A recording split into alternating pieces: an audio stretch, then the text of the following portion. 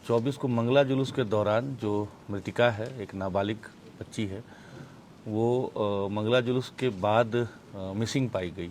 But मुख्य रूप से ये नरबली का मैटर था, एक अंधविश्वास का, एक तंत्र मंत्र का ये मैटर था। वो अंजाम दिया गया था, कैसे बच्ची की जान ली गई थी और किस प्रकार से घटना को अनावश्यक रूप से एक अलग रंग देने के लिए, खास करके जो भीमराम का मैंने नाम लिया, उसके द्वारा इसमें पूर्ण रूप से प्रयास किया गया था। इसके बाद हजारीबाग में फैज अनवर आप देख रहे हैं जोहर हजारीबाग विष्णुगढ़ कुसुम्बा में जो घटना घटी थी, जो अपराध घटी थी, उसको लेकर पूरा हजारीबाग, पूरा झारखंड जो है इंतजार में था कि कब इसका खुलासा होगा। और पुलिस ने आखिरकार अपराधियों को पकड़ लिया है। और पुलिस 11 बजे रात में हजारीबाग पुलिस ने, जिसमें डीआईजी भी यहाँ पे मौजूद थे, उन्होंने प्रेस कॉन्फ्रेंस करके बताया है कि क्या है पूरा मामला। जो कई तरह के इसमें मामले आ रहे थे कि आखिर उस लड़की के साथ क्या हुआ था उस दिन, अब एक नया धीरे धीरे मिस्ट्री जो है ओपन होते जा रहा है। पुलिस नए एंगल से जांच कर रही थी, इसीलिए पुलिस का कहना है कि लेट हो रहा था। इसको लेकर पुलिस का ये भी कहना है कि कई राजनीतिक इसको लेकर देश में या इसको लेकर झारखंड में पूरी राजनीति हो रही थी और सही मामला दबाने की कोशिश एक तरह से आप कह सकते हैं की जा रही थी। लेकिन आखिरकार जो सही में जो आरोपी थे वो पकड़े गए हैं। और मामला इस तरह से एक तांत्रिक का भी आता है, जिसमें आप कह सकते हैं कि झाड़ फूक वाली महिला जो है उस मासूम की जो जान गई, उसके साथ ना ही पोस्टमार्टम में कोई दुष्कर्म पाया गया और ना ही कोई ऐसी घटना पाई गई। और फिर जो ये कहानियाँ चल रही थी इतने दिनों से कि बहुत ही ब्रूटल मर्डर हुआ है, मर्डर तो ब्रूटल हुआ है, लेकिन करने वाले उसकी खुद की माँ की संलिप्तता आ रही है। और उसका माँ के साथ जो अवैध संबंध थे, जिसके साथ भीमराम नाम के एक व्यक्ति, उसकी आ रही है। तो शांति देवी, भीमराम और एक और इसमें अभियुक्त है जो पकड़ाए हैं, रेशमी देवी, शांति देवी और भीमराम, 3 लोग पकड़ाए हैं। और जिस तरह से घटनाएं लोग कह रहे थे कि लड़की जो है वो अपनी मां को भीमराम के साथ अवैध संबंध के साथ देख चुकी थी, जिसके वजह से उसको मार दिया गया, ये भी एंगल चल रहा था। उसके बाद ये भी एंगल था कि वो मंगला जुलूस में गई थी, उसके बाद फिर उसके साथ ऐसी घटना घटी है। और फिर ये एंगल समझ में आ रहा है कि इसकी जो माँ है, किसी तांत्रिक ने इनको बताया था कि अभी जो टाइम है ये शुभ टाइम है बलि देने का। तो ये बलि वाला एंगल जब यहाँ पे आया तब सबके होश उड़ गए। और जो भी हो, इस लड़की के साथ जो भी हुआ है ये बहुत ही दर्दनाक घटना है। आपको बता दूं कि बरही में भी ऐसी घटनाएं कुछ दिन पहले आई थी, जब डायन प्रथा जो झारखंड में चल रहा था उसको लेकर था। अब इस तरह की प्रथा यहाँ भी देखने को मिल रही है, जहाँ पे एक झाड़ फूक वाली ओझा आप कह सकते हैं, जिसको महिला, वो जो लड़की मरी है, जिसकी मृत्यु हुई है, उसकी माँ के कांटेक्ट में थी और बता रहे थे कि इसकी बलि देनी होगी। इस तरह का मामला यहाँ पे आ रहा है, जिसमें जो अवैध संबंध जिसके साथ था महिला का, भीमराम, उसकी संलिप्तता के साथ इस लड़की की जो है बलि उतार दी गई। और फिर पुलिस ने इसका पूरा मामला का उद्भेदन किया और फिर सामने बताइए। तो अलग अलग तरह की स्टोरियाँ यहाँ पे आ रही थी कि लड़की के साथ दुष्कर्म हुआ। पोस्टमार्टम में ऐसा कोई रिपोर्ट नहीं आया, पुलिस ने पुष्टि की है। लड़की के साथ जो आँख निकाले गए, जो लोग बयान चल रहा था सोशल मीडिया में, जो कुछ राजनीति चल रही थी, वो भी ऐसा कुछ नहीं हुआ। और एक बात और निकल के इसमें आ रही है, जो भीमराम है वो किसी बड़े पॉलिटिकल पार्टी से भी जुड़े हुए हैं और उनकी संलिप्तता यहाँ पे नज़र आ रही है। और सबसे आश्चर्य वाली बात है कि भीमराम जो पकड़ाए हैं इसमें, वो वहाँ पे मौजूद थे जब मीडिया बाइट लेने के लिए गई थी, वहाँ पे ये मर्डर हुआ था। तो मीडिया जब उनसे पूछ रही थी कि भाई ऐसा मर्डर हो गया है, इसके लिए क्या सज़ा होनी चाहिए, तो उन्होंने कहा कि ऐसी मृत्यु के लिए फांसी होनी चाहिए। उनका बाइट रिकॉर्डेड है, आप सुन सकते हैं। और उसके बाद फिर बाद में भी जब मीडिया ने पूछा उनसे, तो उन्होंने कहा कि जिस तरह से इस लड़की की हत्या की गई है, अभियुक्त जो अपराधी है वही कह रहा है कि उसको काट काट के, जिसने भी किया उसको काट काट के फेंक देना चाहिए। इस तरह की बात भीमराम कह रहे थे और भीमराम खुद जो है आज पकड़े गए हैं। तो अलग अलग तरह से पुलिस जांच की, इसमें टाइम लगा, बहुत तरह बयान को बदला गया। जो अपराधी हैं वो पुलिस को चकमा देने की कोशिश कर रहे थे और पॉलिटिसाइज करना चाह रहे थे इस पूरी घटना को, ताकि मामला दब जाए। लेकिन आखिरकार पुलिस ने सच सामने निकाल ही लिया। और सुनिए हजारीबाग के जो डीआईजी हैं, जो हजारीबाग के एसपी हैं, वो क्या कह रहे हैं इस पूरे मामले को लेकर। दिनांक 25 मार्च को विष्णुगढ़ थाना अंतर्गत कुसुम्भा गांव में एक बच्ची का शव बरामद किया गया था। जो कि एक दिन पहले ही 24 मार्च को मंगला जुलूस के दौरान मिसिंग हो गई थी। इस संबंध में बच्ची के मां रेशमी देवी के आवेदन के आधार पर विष्णुगढ़ थाने में मर्डर और पॉक्सो के अंतर्गत एफआईआर दर्ज किया गया था। मामला चूँकि काफ़ी गंभीर था और इस केस में करीब करीब किसी प्रकार का कोई आई विटनेस और कोई परिवार की तरफ से भी कोई स्पष्ट बताया नहीं जा रहा था, इसलिए पुलिस के द्वारा सभी पहलुओं पर काम किया गया। विभिन्न प्रकार के टेक्निकल एविडेंसेस पे काम किया गया, कई प्रकार के फॉरेंसिक एविडेंसेस कलेक्ट किए गए, कई लोगों से पूछताछ किया गया जो कि किसी न किसी रूप में हमें कोई इन्फॉर्मेशन दे सकते थे, सभी से पूछताछ किया गया। अंततः पुलिस के द्वारा इस घटना में सम्मिलित 3 व्यक्तियों को आइडेंटिफाई किया गया और मर्डर कब और कैसे हुआ ये हम लोग अनुसंधान के दौरान पता कर पाए। जो 3 व्यक्ति जिनको कि गिरफ्तार किया गया है उसमें एक मृतका की अपनी मां रेशमी देवी हैं, उसके अलावा गांव की ही एक महिला शांति देवी हैं जो कि उनको भगतनी भी कहा जाता है और उनके द्वारा मुख्य रूप से तंत्र मंत्र इत्यादि का काम किया जाता है। और तीसरा व्यक्ति इसमें जो शामिल था वो था भीमराम। ये तीनों एक ही गांव के रहने वाले थे, भीमराम, और ये तीनों एक ही गांव के रहने वाले थे। और हत्या का जो मुख्य कारण था वो मृतका की मां को विभिन्न प्रकार के पारिवारिक समस्याएं आ रही थी और जिसके सॉल्यूशन के लिए बेसिकली ये इस भगतनी के पास गई थी और इसी दौरान एक नरबली के दौरान बच्ची का जान लिया गया। और 3 व्यक्तियों को जैसा कि मैंने बताया कि गिरफ्तार किया गया है और इन तीनों के खिलाफ बहुत जल्द हम लोग पुख्ता सबूतों के आधार पर चार्जशीट सबमिट करेंगे और प्रयास करेंगे कि इनको कठोरतम दंड मिले। बच्ची का जिसके बारे में बताया जा रहा है 12 वर्ष की बच्ची थी। हाँ जी बिल्कुल। ये अवैध संबंध से जुड़ा जा रहा था। नहीं, जैसा कि अभी जो कारण बताया गया है मैं बता रहा हूँ, बहुत डिटेल में आपको एसपी हजारीबाग के द्वारा ही बताया जाएगा कि क्या इसमें किस प्रकार से चीज़ें हुई। बट मुख्य रूप से ये नरबली का मैटर था, एक अंधविश्वास का, एक तंत्र मंत्र का ये मैटर था। भीमराम की भूमिका क्या है? डिटेल में आपको एसपी बताएंगे कि किस प्रकार से इसमें चीज़ें जो है वो कैसे कैसे घटना को अंजाम दिया गया था, कैसे बच्ची की जान ली गई थी और किस प्रकार से घटना को अनावश्यक रूप से एक अलग रंग देने के लिए खास करके जो भीमराम का मैंने नाम लिया उसके द्वारा इसमें पूर्ण रूप से प्रयास किया गया था। इसके बाद कि 24 तारीख की रात को कुसुम्बा थाना में एक घटना कारित की गई जिसकी सूचना 25 को थाना को मिली।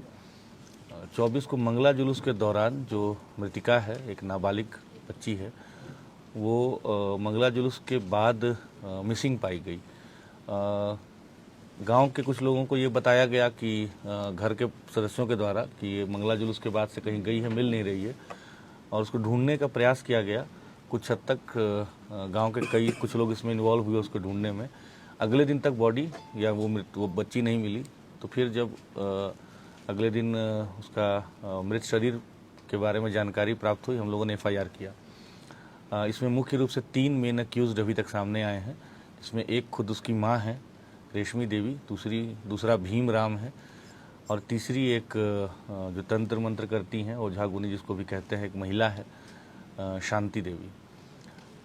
जो मृतिका की माँ हैं और भीमराम के बीच करीब 10 वर्षों से अनैतिक संबंध की बात सामने आई है और उनके जो पति हैं वो महाराष्ट्र में कुछ रोजगार करते हैं और कम ही घर आना जाना होता है।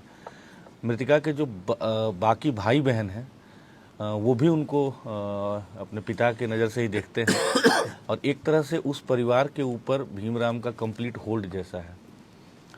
तो इनके जो पुत्र हैं, मतलब मृतिका का जो भाई हुआ, उसके विषय में उनकी माँ काफ़ी चिंतित रहती थी क्योंकि वो मानसिक और शारीरिक रूप से उनको कमज़ोर लगता था। साथ में उनका इकलौता बेटा था, तो उनको हमेशा इस बात की चिंता रहती थी कि कैसे इसका भविष्य उज्जवल हो जाए, ठीक हो जाए, स्वास्थ्य भी इसका अच्छा हो जाए। ओझा गुनी का जो उनकी विश्वास है, वो पिछले कई सालों से वो जो हम लोग बताए कि शांति देवी हैं जो ओझा गुनी करती हैं और जो एक भक्तिनी जिसको कहा जाता है ग्रामीण परिवेश में, उनके पास जाती थी। ज़्यादातर समय अपने पुत्र के शारीरिक स्वास्थ्य को लेकर या कभी कभी नौकरी के लिए जाती थी, कभी कभी घर में तंत्र मंत्र अपने घर को बंधवाने के लिए जाती थी, जो सब पूर्व में किया भी गया इसी भक्तिनी के द्वारा। कभी अगर ज़मीन का भी विवाद हो, किसी भी तरह के व्यक्तिगत जो उनकी समस्याएं होती थी उसके लिए वो जाने लगी थी। तो इन चीज़ों में एक तरह से ये जो भक्तिनी है वो उनसे उसके बदले में पैसे और बाकी चीज़ें लेती थी। उनके घर में जैसा मैंने बताया कि हर चीज़ के लिए वो डिपेंड करती थी भीमराम के ऊपर।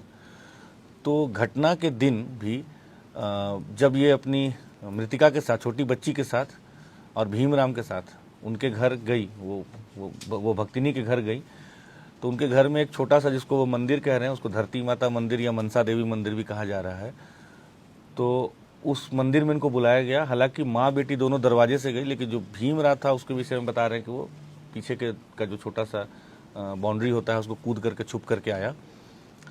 और उस समय पहले वो भक्तिनी के द्वारा बताया गया कि इसके ऊपर देवास आया हुआ है, मतलब माता आई हुई जिसको हम लोग ग्रामीण बोलचाल में कहते हैं, और उसको टिकाव करके कुछ अपना मंत्र का वो ढोंग करके और छोड़ दी।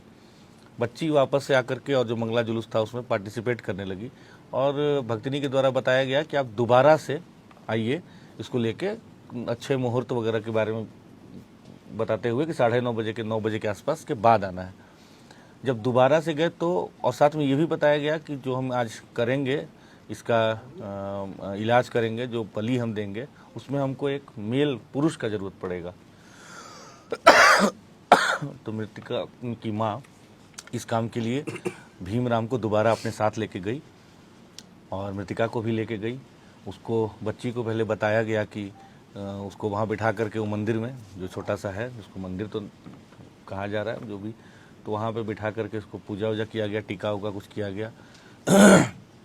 उसको मुकुंदाना और इलायची वगैरह का प्रसाद खिलाया गया और बोला गया कि तुम्हारे ऊपर कुछ दोष है, आज हम लोग जो उपचार कर रहे हैं इससे तुम दोष मुक्त हो जाओगी। फिर इनकी मान्यता थी कि जो वहाँ बसवाड़ी है, जो हमारा, जहाँ से हमें शव बरामद हुआ बाद में, कि उसी बसवाड़ी में वहाँ के भूतों को बांध के रखते हैं।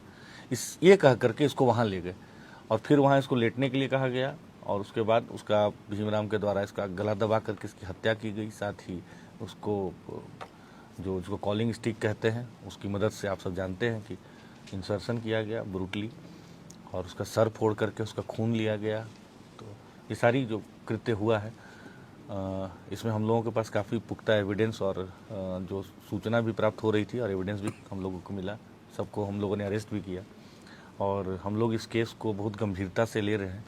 हम लोग पूरी तरह से प्रयास करेंगे कि इसको हम लोग स्पीडी ट्रायल में ले करके जल्द से जल्द मृतिका को हम लोग न्याय दिलाएं और कठोर से कठोर हम लोग उसको दंड दिलवाने का पूरा प्रयास करेंगे। इस कांड के उद्भेदन के लिए 26 तारीख को ही रेस्पेक्टेड डीजीपी मैम के द्वारा और मेरे द्वारा एसआईटी का गठन किया गया था।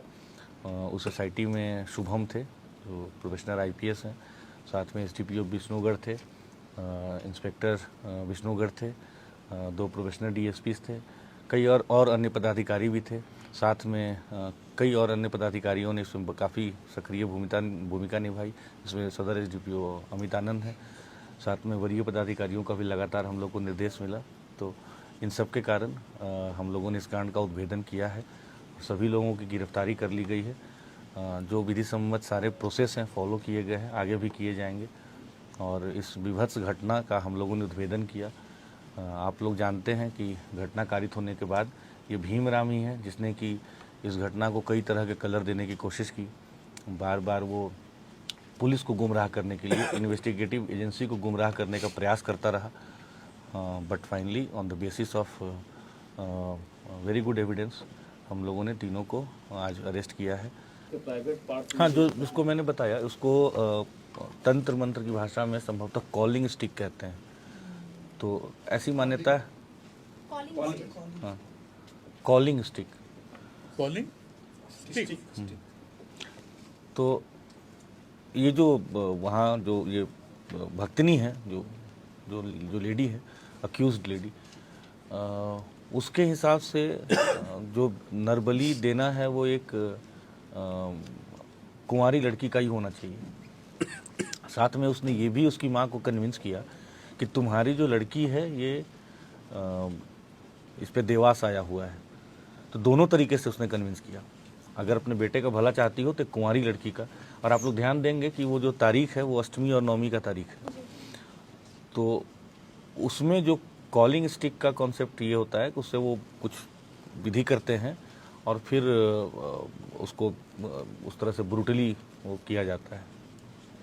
ये सर इसमें बातें निकल कर आई थी, जीभ काटा गया, आँख तोड़ा गया, ये भी बातें नजर आ रही हैं। जो हम लोग के पास अभी तक पोस्टमार्टम रिपोर्ट आया है या जो हमारे पास इंक्वेस्ट रिपोर्ट है या जो इनिशियली ऑब्जर्वेशन था जो पीओ पे गए थे, उसमें जीभ काटने, आँख निकालने, दांत तोड़ने की बात की पुष्टि नहीं हुई है। पुष्टि हुई नहीं हुई है। नहीं हुई? नहीं। रेप की पुष्टि भी नहीं हुई। अभी तक जो जानकारी है उसके आधार पर आज नहीं। बलात्कार का पुष्टि हुई? वही बताए। सर ये लिंक कैसे जुड़ा है? देखिए कई बार मामले के खुलासे में जल्दी भी हो जाता है, कई बार केस की जो कॉम्प्लेक्सिटी होती है उसके कारण हम लोग को डिटेल से इन्वेस्टिगेशन करना होता है। ये जैसे कि एक केस है जिसमें अब आप लोग ज़्यादा इस बार इस चीज़ को अप्रिशिएट करेंगे कि ये बहुत ही एक लोकल लेवल पे घटित क्राइम है जिसमें कि खुद उसके घर के लोग इन्वॉल्व हैं। ऐसे में एविडेंस कलेक्शन और थोड़ा मुश्किल हो जाता है, पहली बात। दूसरी बात कि बिना पुख्ता एविडेंस के आप ऐसे लोगों पे पहले शक भी नहीं कर सकते हो, अरेस्ट की बात तो दूर है। तो मुझे ये नहीं लगता है कि इसमें बहुत ज़्यादा समय लगा। तो हमारी टीम लगातार प्रयास कर रही थी। घटना कारित होने के बाद एक तरह से पूरी हजारीबाग पुलिस जो थी वो वैसे भी रामनवमी का त्यौहार था और विधि व्यवस्था की भी में भी लगी थी, साथ में अनुसंधान भी करती रही। तो मुझे लगता है कि ये कहना कि बहुत अधिक समय इसमें लग गया है, कई घटनाओं में के उद्भेदन 24 घंटे में हो जाते हैं और कभी कभी समय भी लगता है। सर मृतका की बहन भी थी सर, तो वो नहीं थी उसी घर में? घर में थी, मृतिका की बहन घर में थी। देखिए मैं बहुत ज़्यादा डिटेल आप लोगों के सामने रिवील नहीं कर पाऊंगा जो अनुसंधान से संबंधित है, बट वो घर में ही थी। कितना दिन में चार्जशीट दीजिएगा एसपी साहब? इस बारे में चार्जशीट कितना दिन में दीजिएगा? बहुत जल्दी दे देंगे। कहा जाए सर कि बेटे की सर, जिंदगी समय। बचाने के लिए बेटी की बलि दी गई, तो कैसे देखा जा सकता है? अब शब्दों का चयन तो हमसे बेहतर आप लोग करना जानते हैं। उनका कोई राजनीतिक संबंध भी है क्या? अभी उनको बताया कि इस विषय में तो आप लोग हम अच्छा, इस तरह की कुव्यवस्था के विषय में अभी भी जो व्याप्त है, क्या बोलेंगे? देखिए इसके आप लोग अवगत हैं कि हम लोगों ने मैंने अपने एसपी यहाँ एज एसपी हजारीबाग ज्वाइन करने के बाद एक इस विषय में काफ़ी बड़ा अवेयरनेस कैंपेन किया था बरही में। आई एम श्योर कि बहुत सारे लोग उसमें पार्टिसिपेट भी किए थे, आप लोग को याद भी होगा। उसके बाद से बरही में ऐसी कोई घटना सामने नहीं आई है। उस समय मैंने बरही को इसलिए चुना था क्योंकि उससे पहले जो घटना वो बरही में ही कारित हुई थी। बट अब डेफिनेटली हम लोग अवेयरनेस कैंपेन करेंगे उस सारे एरिया में जहाँ जहाँ इस बार इस ऐसी घटना कारित होने की संभावना भी है। और ये इसमें जागरूकता एक इसका पार्ट है। दूसरा है कि अगर ऐसा होता है तो ऐसे लोगों को हम लोग इनके विरुद्ध सख्त एक्शन लें और कठोर से कठोर इनके खिलाफ हम लोग कार्रवाई करें। दोनों हम लोग करेंगे।